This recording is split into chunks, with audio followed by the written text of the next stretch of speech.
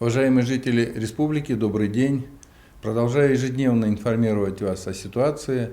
Что касается эпидемиологии. Сегодня в республике лабораторно подтверждено 3108 случаев заболевания коронавирусом. Прирост за минувшие сутки 58 человек. Под медицинским наблюдением находится 2177 человек, выздоровело 1359. За сутки выздоровело мало, всего 16 человек, надо выздоравливать больше. Вчера я провел заседание Республиканской комиссии по обеспечению безопасности дорожного движения. Обсудили очень важные вопросы, это и снижение аварийности на дорогах республики, состояние участков дорог, по которым проходят маршруты школьных автобусов, безопасности организованной перевозки детей, а также обустройство пешеходных переходов. В республике более 2000 пешеходных переходов, и лишь половина из них находится в нормативном состоянии. Я поставил задачу перед руководителями муниципалитетов ускорить работу по обустройству пешеходных переходов, уделив особое внимание тем, которые расположены вблизи образовательных учреждений.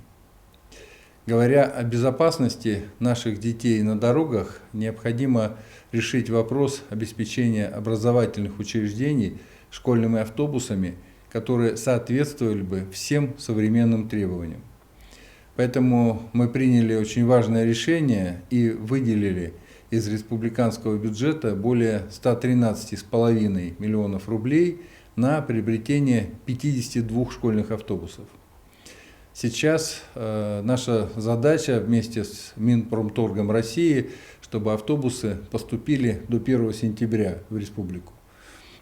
Со своей стороны я поставил задачу главам муниципалитетов провести всю необходимую работу по регистрации автотранспорта, чтобы школьные автобусы были готовы к перевозке детей уже в этом учебном году. Повышение безопасности дорожного движения – одна из основных задач нацпроекта «Безопасные и качественные автомобильные дороги». В 2020 году в рамках нацпроекта будут отремонтированы более 53 километров дорог республиканского и местного значения. И уже сегодня мы определяемся с планами ремонта дорог на следующий год. Я уже говорил, что развитие дорожной инфраструктуры – это один из важнейших приоритетов в работе правительства республики, и ему уделяется особое внимание.